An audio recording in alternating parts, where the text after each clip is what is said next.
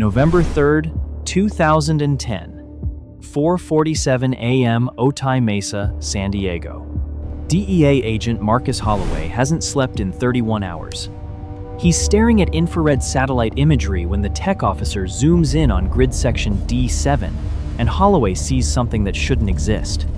A heat signature, underground, moving.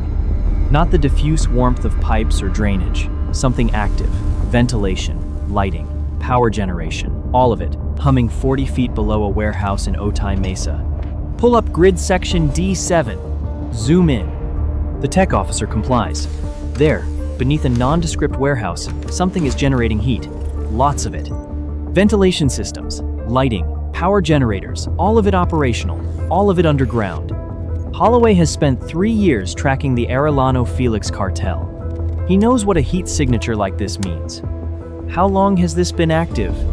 Based on energy consumption? 6 months, maybe more. 6 months. A fully operational border tunnel, and they're only finding it now. Holloway picks up the phone. Wake up the task force. We're going in tomorrow night. Holloway looked at those heat signatures for a long time before he made that call, because a tunnel that size, generating that much power, that wasn't just a smuggling route. That was infrastructure. That was months of planning and millions of dollars, and a level of operational confidence that said the cartel wasn't worried about being found. They thought they were untouchable. Holloway intended to demonstrate otherwise. What Holloway doesn't know, he just started a countdown. And at the other end of that tunnel, someone is already listening. Let me show you what $2 million buys you in the underground drug trade, and why 3 men who built it knew exactly how to rob it. The tunnel runs 2,100 feet, 7 football fields, straight through the earth beneath the US-Mexico border. But here's what matters. Diego designed the ventilation system. Hector installed every foot of those rail tracks. Luis wired the hydraulic lifts that moved product up from 40 feet underground.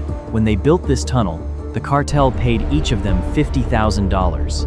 When they decided to take it back, that knowledge was worth considerably more. The tunnel had steel-reinforced walls, concrete floors, rail carts that could move product or cash efficiently in the dark, a drainage system for the rainy season, LED lighting that stretched to the vanishing point. This was not a hole in the ground. This was precision engineering. The tunnel cost the Arellano Felix cartel approximately $2 million to build. It took 8 months. The engineers who built it were specialists, former mining and construction workers, men who knew how to operate underground without leaving traces on the surface. They were paid well enough to understand exactly what they were protecting.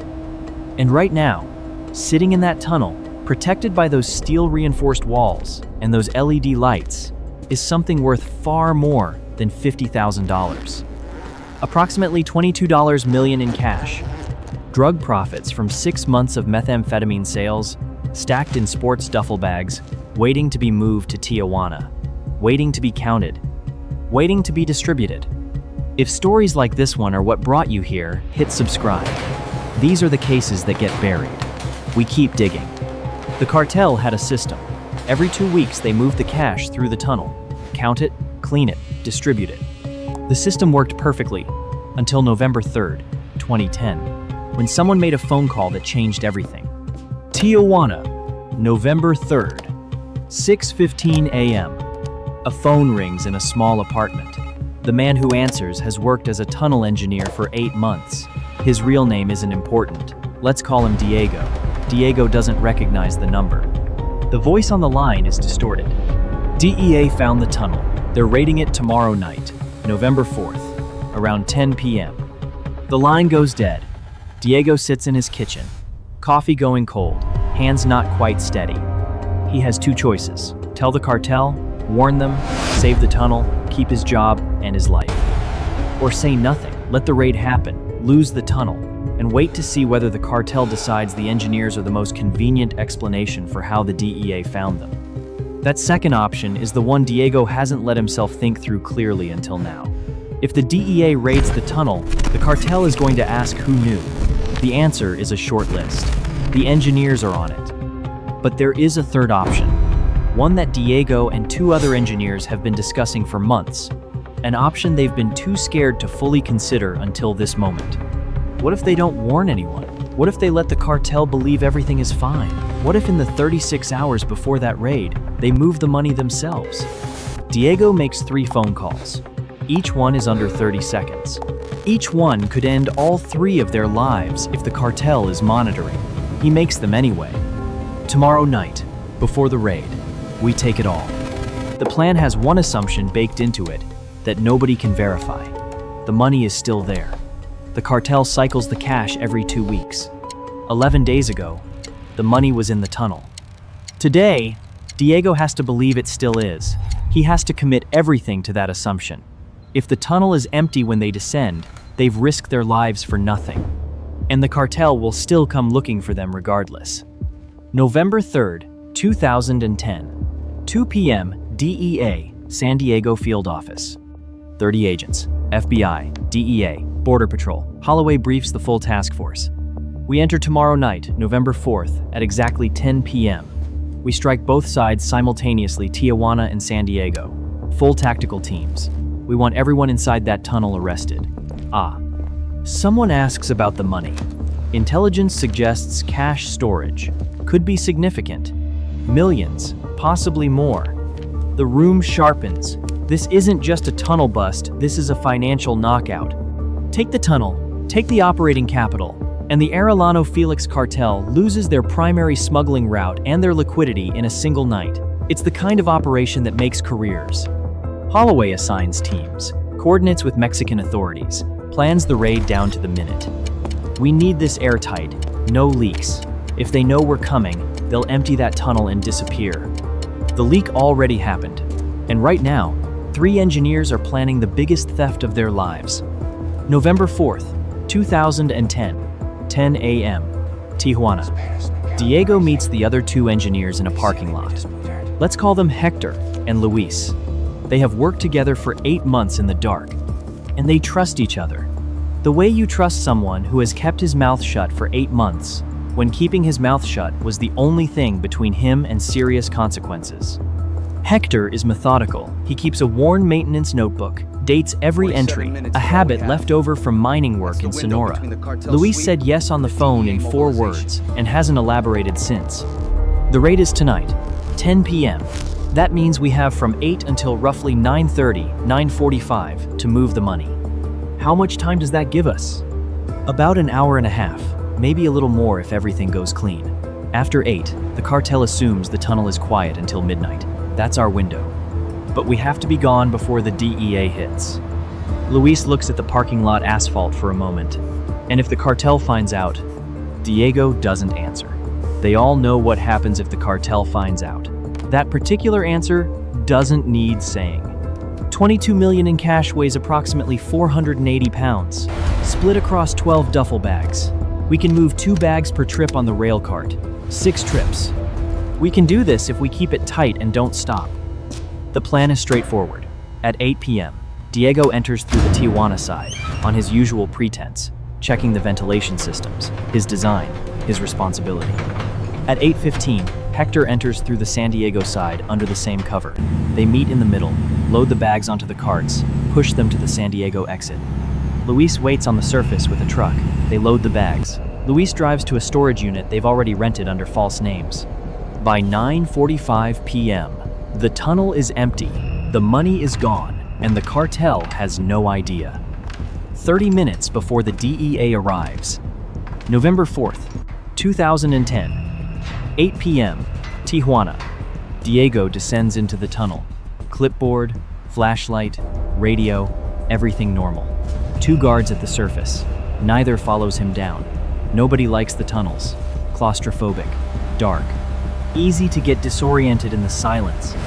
Diego reaches the bottom, 40 feet underground. The air is cool and slightly damp the way it always is down here. The ventilation hums his design, his wiring. The LED lights stretch ahead of him into the dark. He walks 300 meters, and then he sees them. 12 duffel bags, stacked against the wall. Zippers closed, heavy. Diego crouches and unzips the nearest one. Stacks of 20s, 50s, 100s. More money than he has ever seen in his life. More than he would likely see in 20 years of honest work. He closes the zipper. His radio crackles. "I'm in. Hector from the San Diego side. Copy. Meet at marker 7. They work quickly, without speaking more than necessary. 2 bags onto the cart. Push it 300 meters towards San Diego. Unload at the exit point. Return for more." The tunnel is silent, except for their breathing and the scrape of cart wheels on the rails. First trip, 2 bags. 8:23 p.m. Second trip, 2 bags. 8:37 p.m.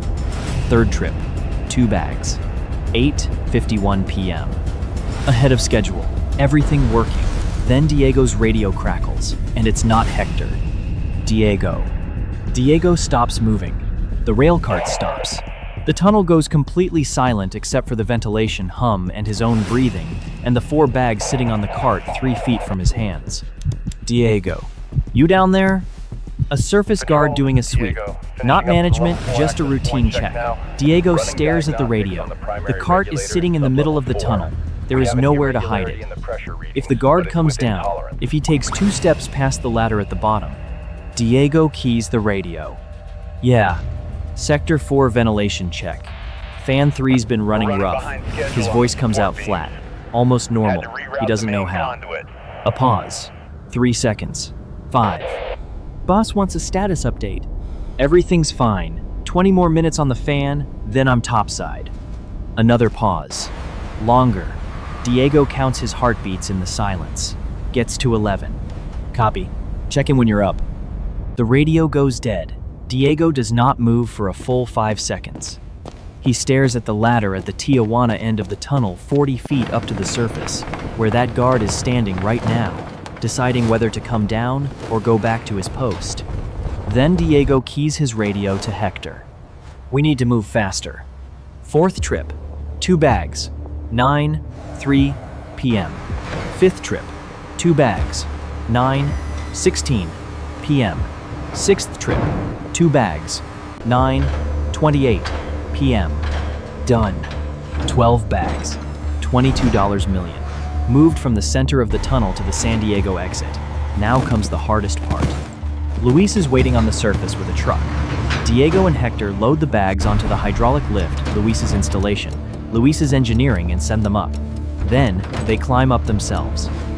They emerge into the San Diego warehouse. Luis is there, engine running. Load it fast. 12 bags in 90 seconds. Luis drives away at exactly 9:31 p.m., 29 minutes before the DEA raid. Diego and Hector lock the tunnel entrance, wipe down surfaces, make everything look untouched. Then they separate. Different routes, different exits. Diego crosses back through the Tijuana checkpoint on foot, alone, carrying nothing. His hands are steady. He has spent 8 months controlling his face in front of cartel guards. He knows how to look like a man heading home after a shift. At the checkpoint, a Federalis officer waves him through without a second look. 2 blocks away, Diego's phone rings. Unknown number. He doesn't answer. He walks faster. He doesn't look back. He will never know who called. He will spend a long time wondering. By 9:45 p.m., the tunnel is empty. The money is gone. Nobody knows. November 4th, 2010, 10 p.m., Otay Mesa. Holloway's tactical team breaches the warehouse. Flashbangs, battering rams, 30 agents pouring through doorways. Clear, clear, moving to the tunnel entrance. They descend 40 feet underground, weapons drawn, expecting resistance. They find nothing. The tunnel is empty. Holloway walks the full 2,100 feet himself, both ends, slowly. His team is calling clear in both directions, and he is barely hearing it. He is looking at the rail tracks. Fresh scuff marks in the grease, the kind you get from moving weight, not from maintenance. He looks at the dust patterns near the center of the tunnel, a disturbed area, roughly 12 feet across. The footprint of something stacked there recently and now gone. He knows what this is. He keys his radio. Pull every camera in a 5-mile radius, San Diego side. Get me the border crossing logs for the last 4 hours, both directions. His team will work that angle for 6 weeks. They will find nothing. But standing in this tunnel at 1 in the morning, Holloway already understands. The cartel didn't empty this place. Someone else did. Someone with access, who knew the layout, who knew exactly how much time they had and how to use it. On the Tijuana side, Mexican authorities report the same finding. An operational tunnel, nothing inside it. The official report will read, tunnel discovered and secured, no contraband recovered, possible intelligence leak, investigation ongoing. What the report will not say, someone robbed the Arellano Felix cartel of $22 million in the 6 hours before the raid. They did it so cleanly that even the DEA had no idea the money existed until they started asking why the tunnel was empty. 40 feet underground, in the dark, the ventilation still hums. No product, no cash, no men. Just a system running perfectly, with nothing left to move. November 5th, 2010, 8 a.m. Tijuana. The cartel discovers the tunnel has been raided. Then they discover the money is gone. $22 million. Vanished. The cartel boss is not a man given to questions. He is a man given to conclusions. He reaches one quickly. Who knew about the raid? The list is short. Certain Mexican police contacts, American DEA personnel through whatever leak occurred, and the engineers who maintained the tunnel, the engineers with access. The engineers who would have been the most natural people to warn. Within 24 hours, the cartel is asking where Diego is, where Hector is, where Luis is. Diego is gone. Last confirmed sighting, Tijuana checkpoint, November 4th, approximately 9:40 p.m. After that, no credit card transactions, no phone activity, no trace. Hector is gone. His San Diego apartment is empty. Lease paid through end of month. All personal belongings removed. The building manager says he seemed fine the last time she saw him, 3 days before. Luis's truck was found in a Chula Vista parking lot, wiped clean. No prints, no DNA, no evidence of what it had been used to transport. 3 engineers, $22 million, all of them gone within 24 hours of the raid. The cartel sends people, offers rewards, applies pressure to anyone who might have information, gets nothing back. At some point, even the Arellano Felix cartel has to make a choice. Accept that 3 engineers outsmarted them, or accept that they already handled it and the evidence is somewhere in the ground. They have never publicly confirmed which version they believe. Here is what investigators think happened, and here is what they cannot prove. The most likely scenario is the simplest one. 3 men who spent 8 months learning how to move product underground spent the next 24 hours learning how to disappear entirely. False documentation is not complicated when you have $7.3 million per man. Guatemala, Honduras, Costa Rica, countries where a person with cash and no history can become someone new within a week. Diego crossing the Tijuana checkpoint on November 4th was the last confirmed sighting of any of them. After that, 3 trails, all cold. But there is a harder possibility. The cartel recovered the money. They found one of the 3 men, or all of them, and extracted the storage unit location. And then those 3 men went somewhere bodies do not surface easily. The Sonoran Desert is large. The cartel has used it before. If this is what happened, the $22 million was quietly recovered and processed, and no one involved will ever confirm any of it existed. Investigators lean toward the first version, not because the evidence points there, but because there is no body, no arrest, no recovered cash. In law enforcement, when there is nothing, sometimes nothing really did get away. No arrests were ever made, no money was ever recovered, no bodies were ever found. The question of who placed that anonymous call to Diego, the call that started everything, was also never answered. Someone wanted those engineers to know the raid was coming. What they expected Diego to do with that information is something investigators spent considerable time trying to understand. They never got there. The Otay Mesa Tunnel was sealed in 2011. Concrete poured into both entrances. The DEA filed it as a successful operation. Tunnel discovered, seized, shut down, no contraband recovered. What the file does not say, 3 engineers walked out of that tunnel with $22 million and were never seen again. And somewhere in a quiet house in Central America, in an unmarked patch of desert, In a city you may have walked through, the answer to what happened on the night of November 4th, 2010 still exists. It is just not talking. That is the thing about a perfect crime. It does not announce itself. It leaves a tunnel full of scuff marks and a disturbed dust pattern on the floor, and a federal agent standing in the dark at 1 in the morning, slowly realizing that the story he thought he was inside is not the story that actually happened. The Otay Mesa Tunnel was sealed in 2011. Concrete poured into both ends. The DEA called it closed.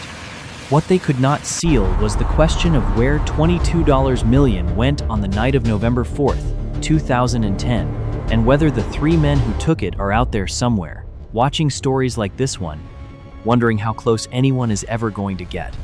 So far, nobody has.